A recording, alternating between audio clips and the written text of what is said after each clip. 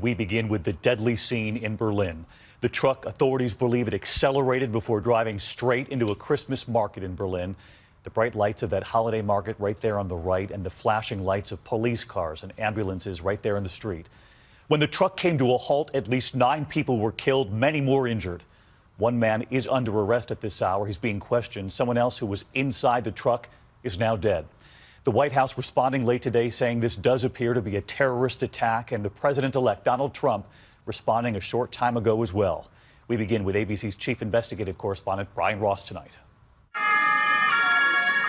In an instant tonight, tidings of joy turn to screams of horror. Amidst the holiday lights and Christmas trees, one stunned shopper recorded the scene. People tending to the injured, waiting for the police to arrive. First we heard glass breaking.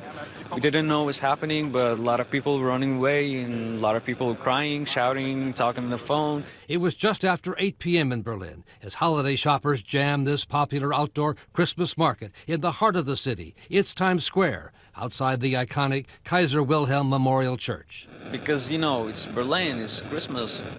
You think that everything is happy. Police say the driver of this large blue delivery truck jumped the curb at a high rate of speed and then plowed through the crowds for a distance of about 50 yards. Its front end crumpled.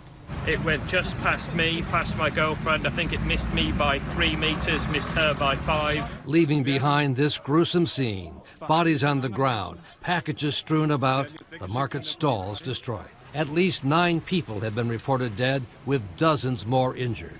Tonight in Berlin, officials say there were 2 people in the truck during the attack, and that one died in the crash, and another fled the scene and has since been captured. German officials still have not called it a terror attack, but it's the second time this year in which a huge truck has become a makeshift weapon of mass destruction.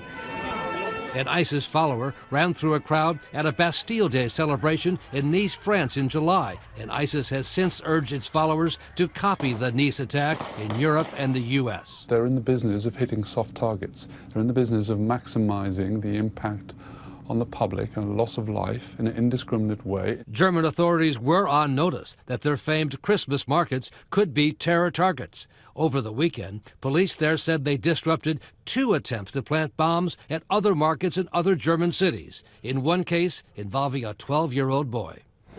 And Brian Ross joins us live tonight. Brian, the White House making it clear that this, quote, appears to have been a terrorist attack, condemning the horrific scene. That's right.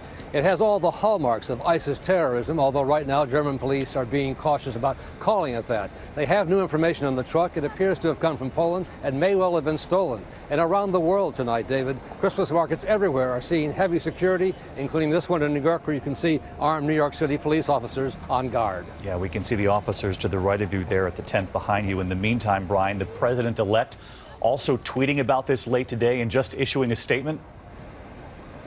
That's right. He called it a horrifying terror attack, and he said ISIS and other Islamist terrorists continually slaughter Christians in their communities and places of worship as part of their global jihad. David. Word coming in from President-elect Donald Trump tonight as well, Brian.